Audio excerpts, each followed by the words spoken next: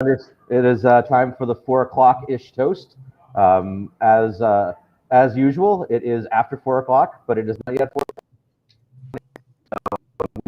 We are actually still don't have anybody to blame. So I had August to blame yesterday, but today we were was actually doing looking for some equipment with John Stemler, so he's helping us with some brewery grades.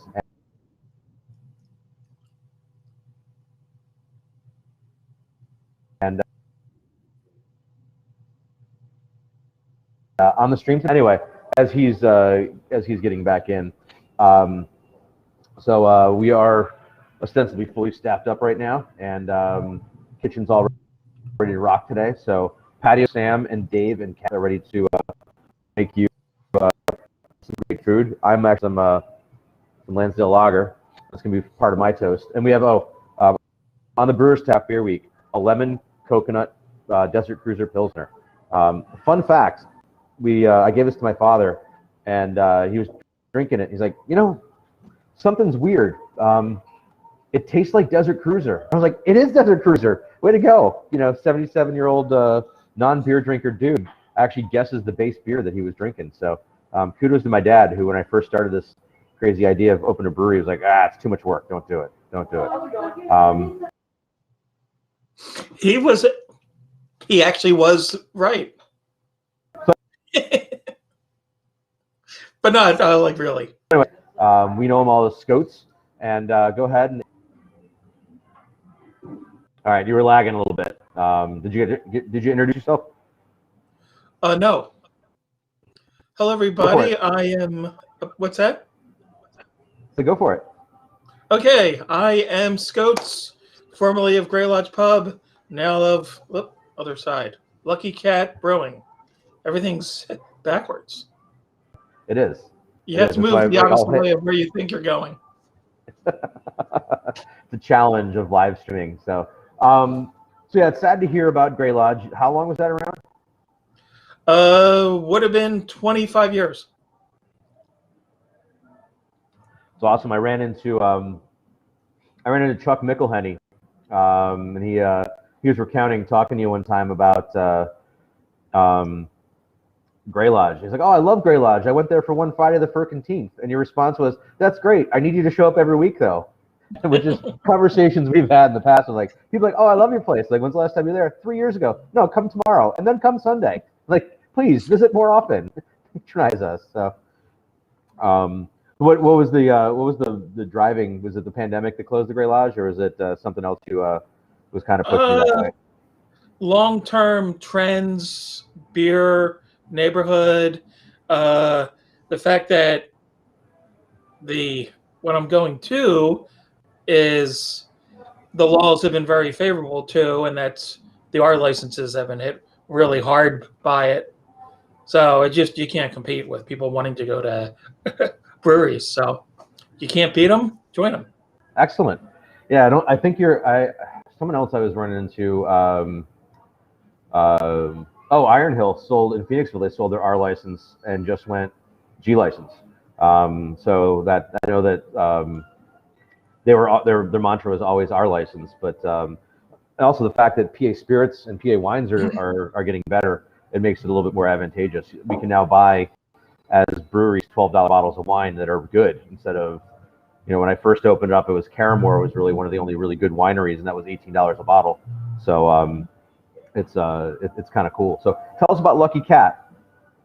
Okay, well, we've gone through several of our 9 lives already.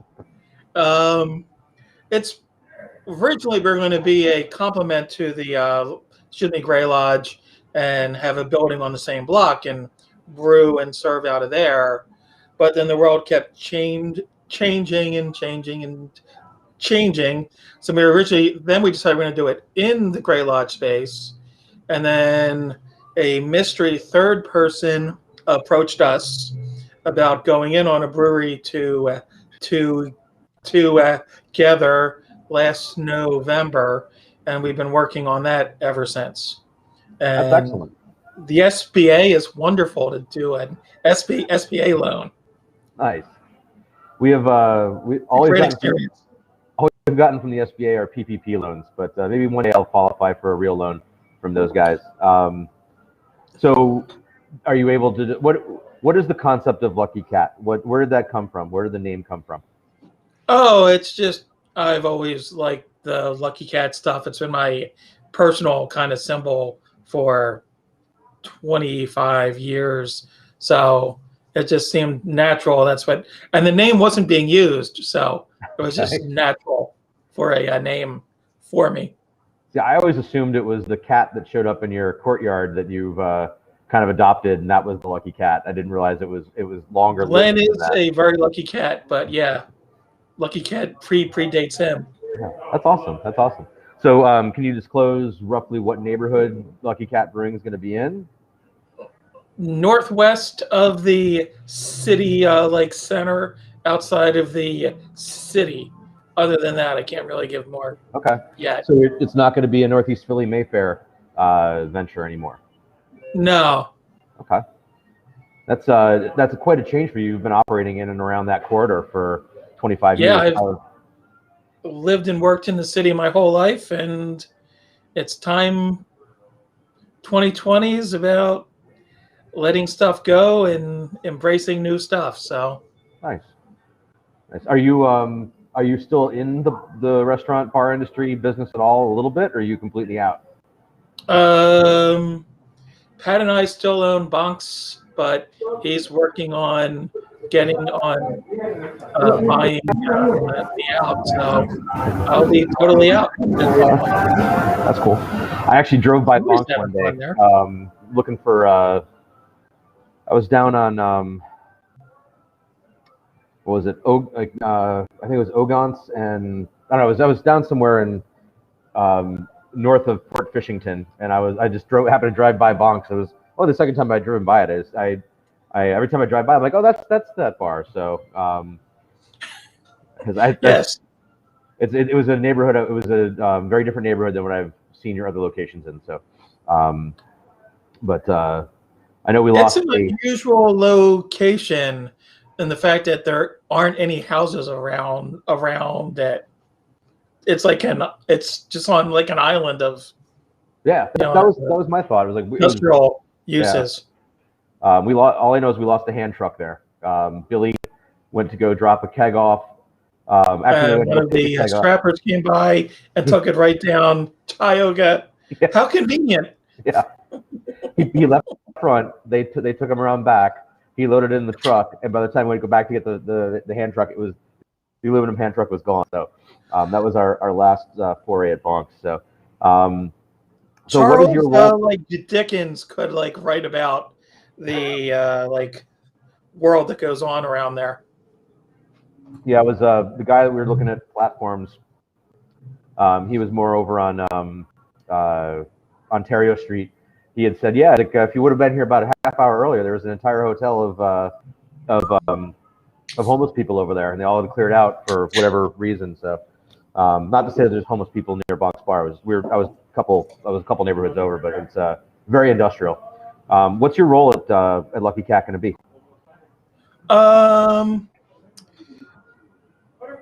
Well, the cool thing is Lucky Cat is going to be one of 3 brands we'll be doing. So Lucky Cat won't have to carry the show. Okay.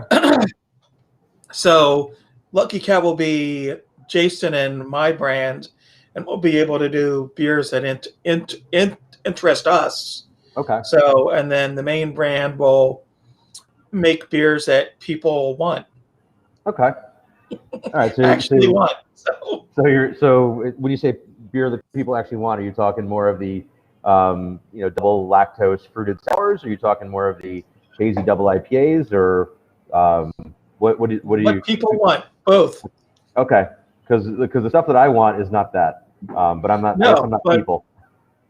Yeah, well, we'll have a couple brands that really appeal to us bleeding edge types who've already of the beer world, who've already been there and done that, and have come full circle almost, and really appreciate the subtleties that are really good beer can have.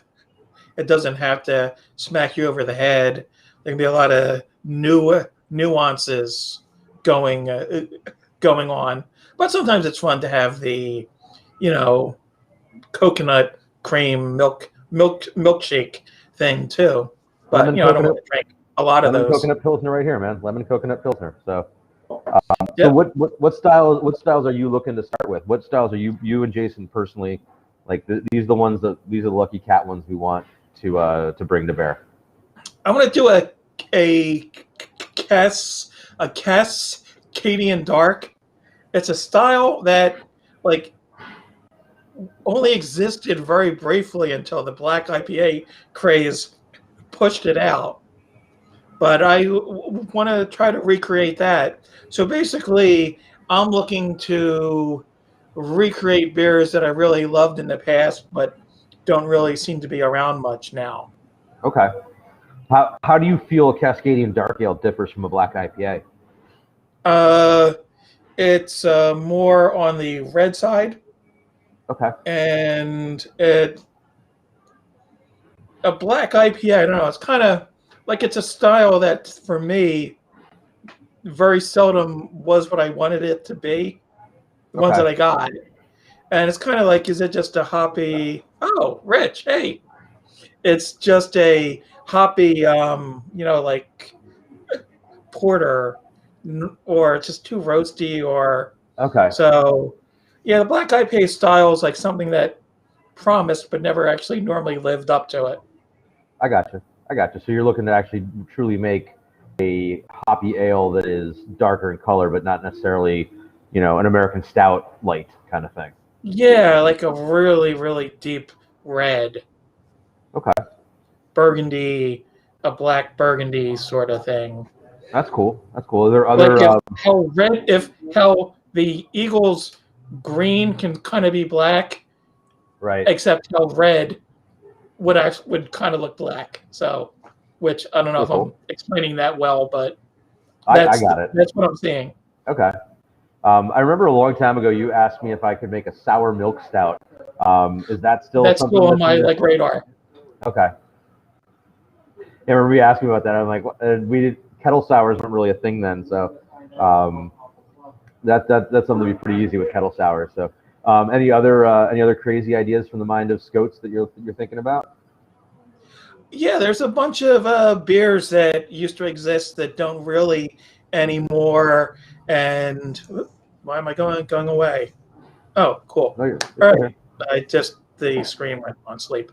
Um, yeah, actually, there's some very successful breweries that had seasonals they used to make that were awesome, but they're too big to make them now.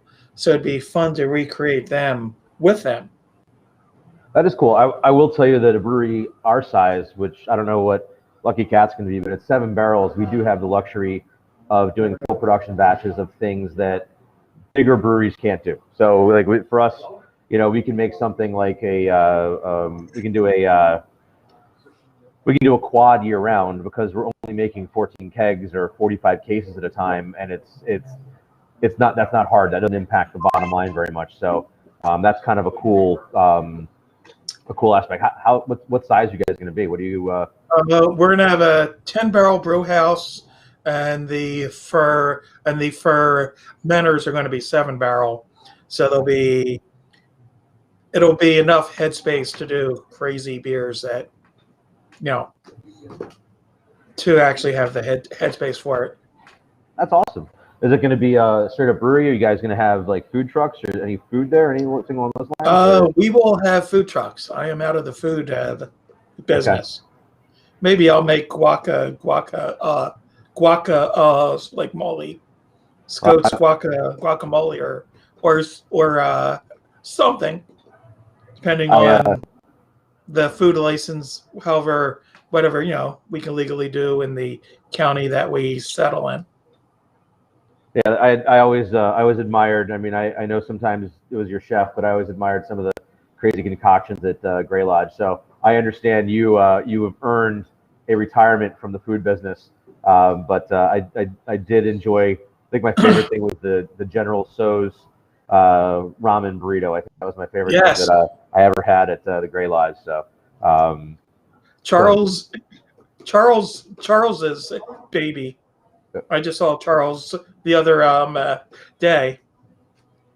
yeah, it's a good time to not be in the food industry, man. It is rough out here now. It is trying to find people, help. I mean, we've been losing people for years, and this pandemic just took a whole chunk of the workforce out of commission. So you Yeah, picked a good time. I've been watching the trends for years, and it's like you can see the industry heading to the brick wall, and it's like, well, I don't really. You can either get off the car, get like out of the car, or just be there when it all smashes. Yeah, So we wound up reading our menu. I told our chef, simple method is what can you prep 2 hours before the shift and serve. That's it. I think you fully understand what the food business has to be now. Actually, if you look at German beer, gardens, there's clues as to where I think the U.S. market is going. That as there's fewer people to do stuff, customers have to do more. I was at one German beer garden where I actually cleaned my own glass That's awesome. before they filled it. So Awesome. I hope it won't go to that level, but it's not like we didn't go there and you stood in the food line and they gave you food and you brought your clean, or you don't have to clean it if you didn't want to, but Yeah. you know, now, like COVID and stuff, probably a good idea to double clean it. But you stood in the beer line, you stood in the food line, and then you went and sat down. And Yeah. I think that's just how the world is moving, whether it's something we really want, but that's how things are going to be, I think. No, I know we've talked about especially with the pushes to $15 an hour minimum wage that we might just have to go to a no service mentality. People order and pay at the table. We can run the food out to them, and that way, if we can do a service charge, put that with the back of the house, so the back of the house and the food runners are all making good money, and like that, and that's kind of where I think things are heading. That you're not going to get someone waiting on you. Bill McGeeney for years has been looking for us to have like a water fountain, water stations. People, he loves those. He loves going to Vermont. We've always said, no, we're full service. We're going to bring their water, and we might be at the point of like, you want water? Here's a water cooler. Go get your own water. Yeah, it's and if you look at the way the Gray Lodge is set up, that ain't going to work. Yeah. So, no. I mean, that's where we're going, and like if you're not built that way, you need kind of got to figure out how to low be labor built. costs, lots of seats. That's what you need. That's the future, I think, for this industry, which is why breweries do so well with that, because it's usually they're big, lots of outdoor seating, people can wander around. If there's indoors, lots of bar seats, that kind of stuff. That's you called it a long time ago. I always like listening. I always like sitting down and listening to you, because I always felt like I was being visited by my older brother from the future who was telling me what I should and shouldn't be doing. So I always kept a keen ear to what you're seeing in the industry. So, well, if you have a more brewery type, factory type space atmosphere, then people feel more like they should be serving themselves. Whereas if you're like in a, all wood, polished place, people think you should be bringing them to food. So it's just a whole different world now, and that's where people are going, and they're not going to bar, like right. restaurants now. So it's like, well, that's where the customers seem to be moving, as well as where the work world seems to be moving. So yeah, we're actually going to be moving to a hybrid experience. So we still have our little all wood bar area, but since we're moving the entire brewery across the street, where the brewery will be more of that open air brewery space, walk around, communal tables, games, that kind of stuff, because we've found ourselves, a lot of people walk in and they're like, well, this is a bar. I don't want to eat here, even though the food's really good. So we need to provide some alternative atmosphere kind of thing. So I totally get that, and it's something we noticed with all the breweries opening up near us. It was that a lot of people really wanted that open air, really loud, big hall, big space kind of thing. And we're this dingy neighborhood bar kind of feel. So yeah, and that's what the lodge was. And you go and you see nobody in there, and you go to these people working, and then you go to a brewery and they have the the the production space being used to sit people now, right. and people want to sit next to the mentors. Yeah. It's like, all right, well, this is what people want. Obviously we're not providing what they want anymore, and so the world keeps on changing. I saw you at a beer there. What are you drinking? What are you going to toast with today? I've got the Deer Creek red rye that we did with Stable 12 and Deer Creek using Awesome. their rye malt. Awesome. Well, we're about 20 minutes, and I got my Desert Cruiser Pilsner. We can. Anything else you want to share with people? I'm very excited about the future. It's very hard to let go of the past, but it's nice to not fight against the tide anymore. And so I'm excited. We're going to have three awesome brands. One's going to be, the forward-thinking, current fun beers that are currently the rage. And then we'll have a couple brands that are for cynical old bastards like us. Excellent. I like it. Let's do if it's in a location similar to what I think it is. When you're ready to do an on-site, I'll get Kyo to come out and we'll do an on-site round table of grumpy old farts that like beer that nobody else likes. How about that? Nice. And my other two partners are also there's a lot of us, and all the brewers we're talking to are all saying the same stuff. So cool.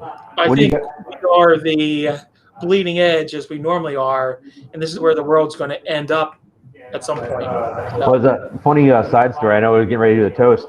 One of those untapped beer snob bullies that used to totally rate my beers like ones and twos recently came in, tried our Imperial Pilsner, loved it, did all the beer, and decided our beer is now amazing.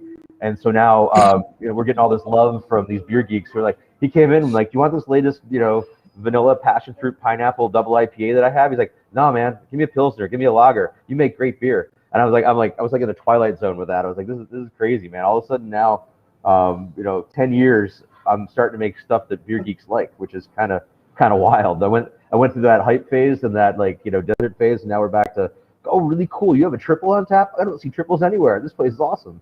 So anyway, raise a glass and where's my camera? Raise a glass and look forward to seeing you on location and hearing the full, the full Monty of what you guys are doing over there. So yeah, should be able to spill soon.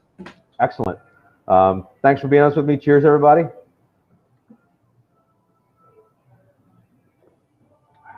Thanks everybody for watching. You were here with Goats, formerly of the Grey Lodge, and now one of the partners in Lucky Cat Brewing, and all around just awesome guy, one of my favorite people in this industry. And I'm looking forward to have him now being a brewery peer instead of just someone that was in the beer industry. So it's really nice to welcome into that. So thanks for watching. Love you all. Cheers. Thanks, Scott.